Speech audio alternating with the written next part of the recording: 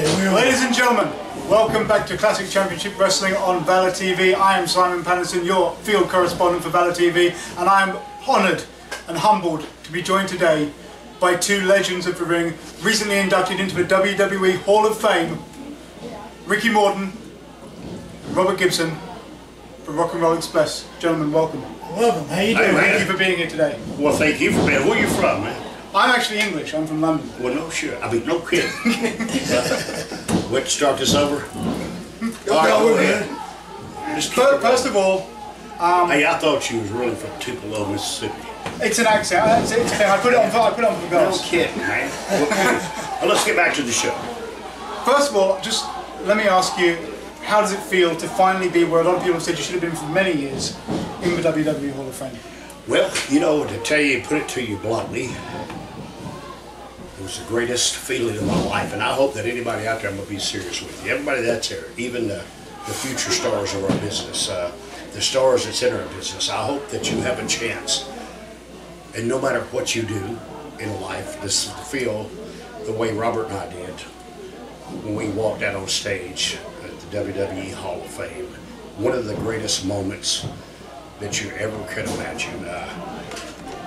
And what a weekend too, buddy. I mean, for the week we were there, first class. I mean, WWE, but everything there was, it was first class. You know, and I told Robert if I stayed there another week, I'd have weighed 30 more pounds. Everywhere you go, food, everywhere. I mean, I'm just not talking about up in the after party. Man, we had such a wonderful time, and all the boys and all the personnel, Vince and Hunter, was absolutely great to us. It made us feel, you know, because when you go to something, you've been out so long, when you first get there, you have that feeling that you don't belong. But 5 minutes, dude, we belong. They made us feel like we belong right there, and that we deserved to have these rings on our fingers, and made us feel right at home. How did it feel to be inducted by a man who many would consider to be one of your biggest long-term nemesis in being ever controversial, Jim Cornette? Man, Jim Cornette, you know, he's got to be one of the greatest. He go down to one of the greatest managers in history. Absolutely. And Jim Cornette, he says so much stuff about us that half of it was true. You know what? He kind of, you know, he said so much stuff about us. And good stuff, and things that people forgot, and, you know, and Jimmy understood, you know, especially in Smoky Mountain Wrestling. What a compliment he gave Robert and I, saying that he was the backbone of the company. And it's not them, it's just a thing that we learned years ago, coming from wrestling families, that when you pay to see us, we try to give you a money's worth, no matter what. I mean, that's just what we do, that's what we are. He obviously has a lot of respect for you guys after clashing with you so often. Well, buddy, you know, I'm not here to insult anybody's intelligence. You know, we're in the world of entertainment.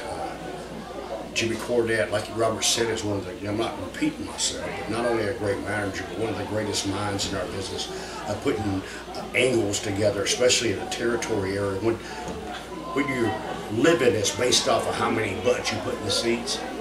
You know, buddy, we accomplished a lot there in Smoky Mountain Wrestling. We did real good.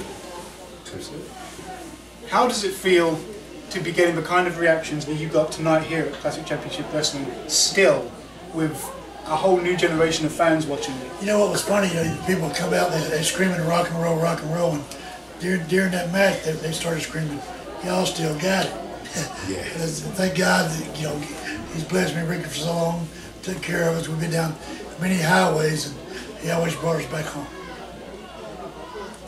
And but it's just like you were saying, you know, it's some of the smaller kids, they look at me like, who's that man from the olden days? And you gotta love it. But it's all right, you know, the people know. And if you're not familiar with us, just type in Rock and Roll Express and you'll get about 40,000 hits.